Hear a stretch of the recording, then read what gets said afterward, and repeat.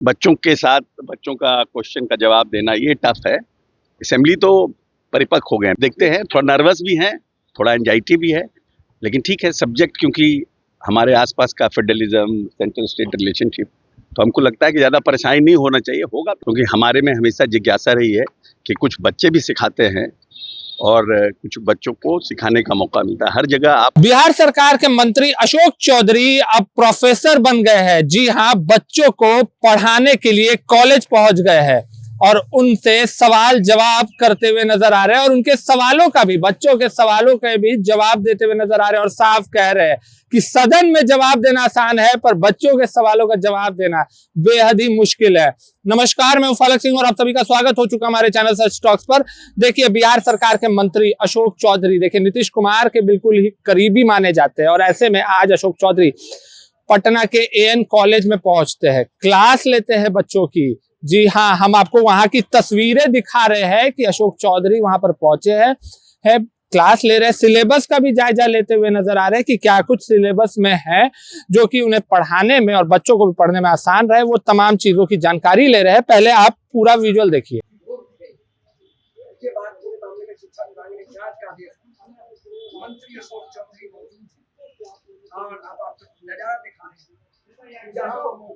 भैया आगे से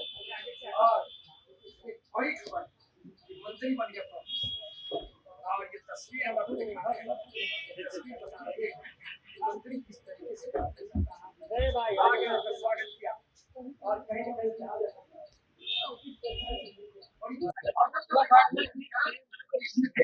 पॉलिटिकल साइंस का क्लास देने के लिए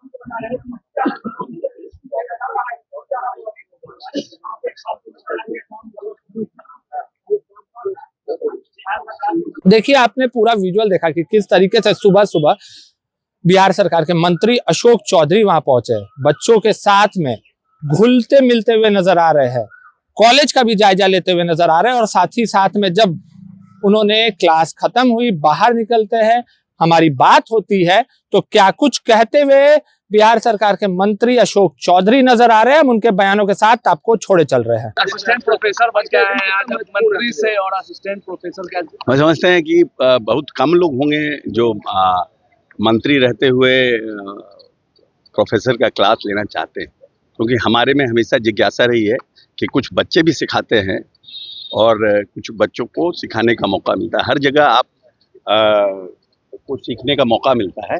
आज कुछ बच्चों के साथ सीखेंगे भी, कुछ कोशिश करेंगे। वो मास्टर्स एमए तो हम 91 में किए हैं, अब 2026 है, 91 में क्लास किए थे, अब 26 में क्लास लेने जा रहे हैं। अब देखते हैं, थोड़ा नर्वस भी हैं, थोड़ा एंजाइटी भी है, लेकिन ठीक है। सब्जेक्ट क्योंकि हमारे आसपास का फेडरलिज्म, सेंट्रल स्टेट रिलेशनशिप, तो हमको लगता है कि ज़्यादा परेशानी नहीं होना चाहिए, होगा तो देखेंगे। नहीं, हमने बनाया नहीं है। हाँ, एक्टिव पॉलिटिक्स में रहना और पॉलिटिकल साइंस पढ़ाना, दोनों में कितना अंतर देख रहे हैं? अंतर देखिए, पॉलिटिकल साइंस का जो स्टूडेंट है वो तो हमेशा पॉलिटिक्स तो और द सेम चीज़ है ना। अब सेंट्रल स्टेट रिलेशनशिप रोज हम लोग देखते हैं, इंटरनेशनल पॉलिटिक्स रोज समझते हैं, देखते हैं, तो इसलिए आई डोंट थिंक सो कि सदन में सर जवाब देना और यहाँ पे स्टूडेंट्स का जवाब देना कैसे नहीं, ये टफ है, ये टफ है।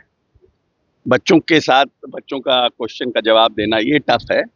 असेंबली तो परिपक्व हो गए हैं 20-25 साल। जिस बिल्डिंग को आपने बनाया उसी बिल्डिंग में आज पढ़ाने आपका, ये तो महादेव का आशीर्वाद है ना, ये तो ब्लेसिंग है बाबा का। ये हमको क्या मालूम था कि 15 में हम एजुकेशन मिनिस्टर रहेंगे, रामनाथ कोविंद जी के साथ आएंगे, वो घोषणा करेंगे, फिर उसका नीतीश जी उद्घाटन करेंगे, उसमें हम आएंगे।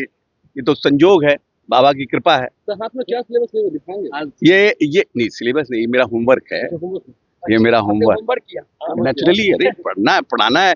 91 में पढ़े हैं, उसके बाद थोड़ी हम पॉलिटिकल साइंस की किताब पढ़े हैं। अब हमने HOD से सिलेबस मांगा है और सिलेबस के हिसाब से